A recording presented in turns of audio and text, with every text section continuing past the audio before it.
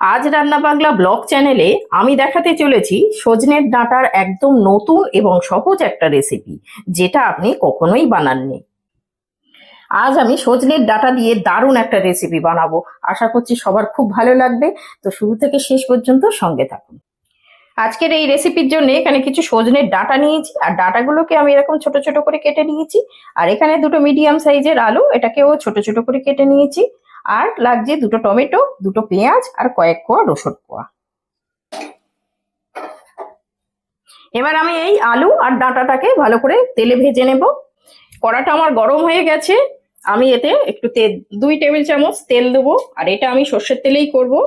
আপনারা যদি সাদা তেল খান তাহলে সাদা তেলেও করতে পারেন, তবে এই রান্নাটা সর্ষের তেলেই ভালো হয়। তেলটা আমার গরম হয়ে গেছে, এবার আমি আলুগুলো দিয়ে দেবো। আলুগুলো একটু ভেজে নেব, একটু হালকা ব্রাউন করে ভাজবো আলুগুলো। আলুতে আমি একটু লবণ দিয়ে দিচ্ছি। লবণ দিলে কি হবে, আলুটা তাড়াতাড়ি সিদ্ধ হয়ে যায় আর ভিতরে লবণটাও যায়। আর খুব সামান্য একটু হলুদ দিয়ে দিচ্ছি, তাহলে আলুর উপরে একটা সুন্দর কালার আসে। আলুটাকে আমি সুন্দর করে ভেজে নেব, একটু হালকা গায়েতে একটু ব্রাউন কালার আসবে সেই রকম ভাবে আলুটা ভেজে নেব। এই আলুটা ভেজে নিলে কি হবে, রান্নার স্বাদটা খুব সুন্দর বাড়ে। আলুটা আমার হালকা ভাজা হয়ে গেছে, এইরকম হবে, এর বেশি ভাজবো না। এর সঙ্গে ডাঁটাটা দিয়েও আমি একটু হালকা করে ভেজে নেব। ডাঁটা খুব একটা ভাজার দরকার পড়ে না, হালকা করে একটুখানি নাড়াচাড়া করে নিলেই হবে। বসন্তকাল পড়তেই এই বাজারে ডাঁটাটা খুব পাওয়া যায়।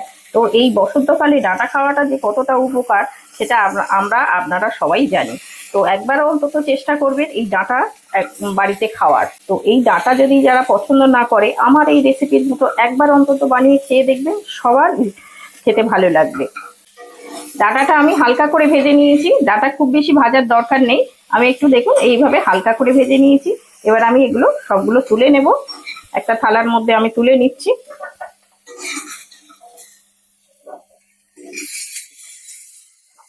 এবার আমি পেঁয়াজটা কেটে নেব। পেঁয়াজগুলো আমি একটুখানি খুব ছোট ছোট করে কাটবো।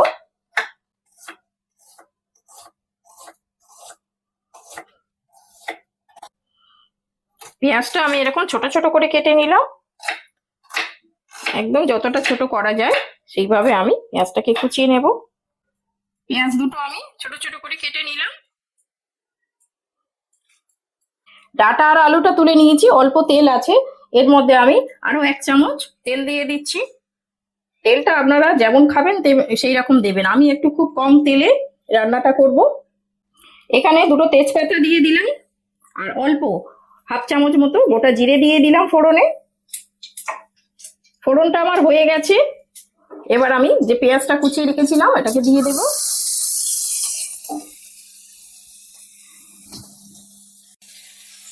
পেঁয়াজটা আমি একটু খুব সুন্দর করে হালকা ব্রাউন করে ভেজে নেব।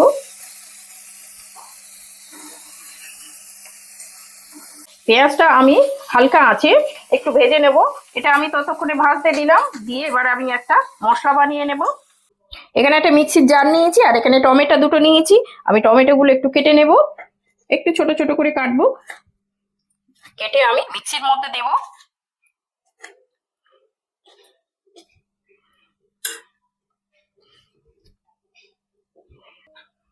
এখানে 1/2 ইঞ্চি আদা, এটাকে দিয়ে দিচ্ছি। আর কয়েকটা রসুন কোয়া, এটাকেও দিয়ে দিচ্ছি। আর ঝালের জন্য একটু কাঁচা লঙ্কা, এটা পাকা আর এইটা কাঁচা, আপনারা আপনাদের ঝাল বুঝে দেবেন। আমি এখানে 4টে কাঁচা লঙ্কা দিলাম। এবার এটাকে একটা মিহি পেস্ট বানিয়ে নেব। পেঁয়াজটা আমার ভাজা হয়ে গেছে, এইরকম ভাজবো, এর বেশি ভাজতে লাগবে না। এবার আমি যে কাঁচা পেস্টটা বানিয়েছিলাম মিক্সিতে, এটা দিয়ে দেব।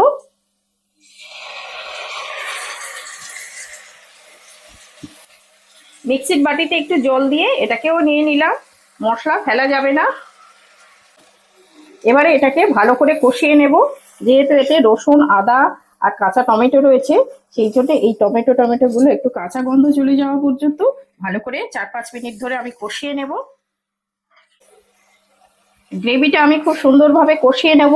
এই রান্নার মধ্যে এই মশলাটা কষানোর উপরেই কিন্তু রান্নার স্বাদটা বাড়ে। এই পেঁয়াজ, আদা আর রসুনের যে গন্ধটা চলে যাওয়া পর্যন্ত সুন্দরভাবে কষিয়ে নিতে হবে। আমার মতো অনেকেই সজনের ডাঁটা খেতে পছন্দ করেন। তো তাদের কথা মাথায় রেখে আজকে আমি খুব সহজ পদ্ধতিতে এবং একটা দারুণ টেস্টি একটা রান্না করছি। তো আশা করছি আমার এই রেসিপিটা সবার খুব ভালো লাগবে। তো যদি ভালো লেগে থাকে তাহলে রান্না বাংলা ব্লগ চ্যানেলটাকে সাবস্ক্রাইব করে পাশে থাকবেন, তাহলে আগামী দিনে আরো নতুন নতুন ভিডিও বানানোর উৎসাহ পাবো। মশলাটা আমার কষানো হয়ে গেছে। এর পেঁয়াজ আর রসুন যে টমেটোর কাঁচা গন্ধগুলো ছিল সেগুলো হয়ে চলে গেছে। আমি 4-5 মিনিট ধরে কষিয়ে নিয়েছি। এবার আমি এতে কিছু শুকনো মশলা দেব।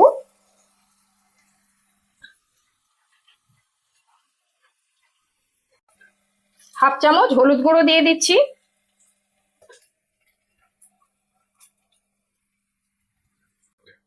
হাফ চামচ জিরে গুঁড়ো দিয়ে দিলাম।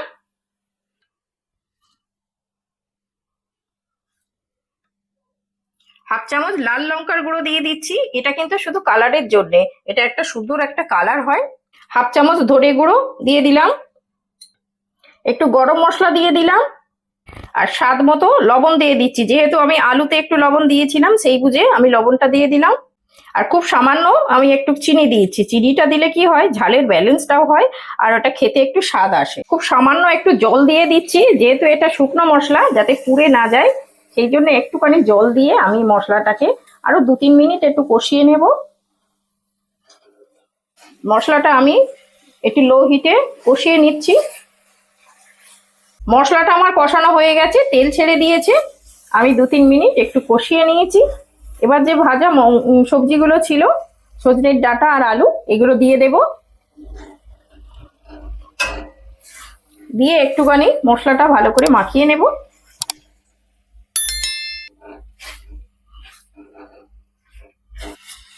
আলু আর ডাঁটার মধ্যে আমি মশলাগুলো সব মাখিয়ে নিয়েছি। এবারে আমি গরম জল করেছি, এই গরম জল দেব।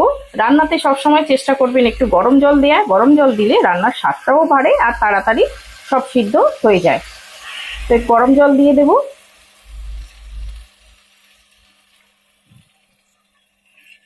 দিয়ে এটাকে ভালো করে মাখিয়ে নেব জলের সঙ্গে।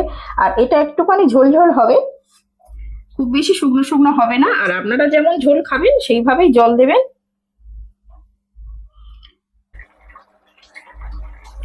এটা আমি ঢাকা দিয়ে দিলাম। ঢাকা দিয়ে আমি 5 থেকে 6 মিনিট ফুটিয়ে নেব। যেহেতু আমার আলুটা ভাজা অনেকটাই সিদ্ধ আছে, ওই জন্য বেশি সময় লাগবে না, 5-6 মিনিটেই সব সিদ্ধ হয়ে যাবে। তো এইভাবে আমি ফুটতে দিলাম। আর এটা একটু লো টু মিডিয়ামে দেবো, একদম হাই হিটে ফোটাবো না, তাহলে করে কি হবে, তাড়াতাড়ি সিদ্ধটাও হয়ে যাবে। রান্নাটা আমার হয়ে গেছে, আমি 5-6 মিনিট ফুটিয়ে নিয়েছি। এই খুলে নিচ্ছি।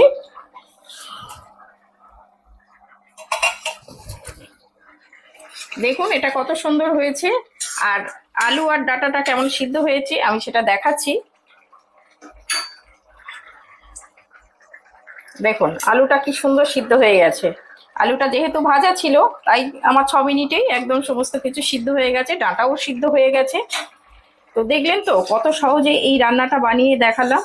আশা করছি আমার এই রেসিপিটা আপনাদের বুঝতে কোথাও অসুবিধা হয়নি।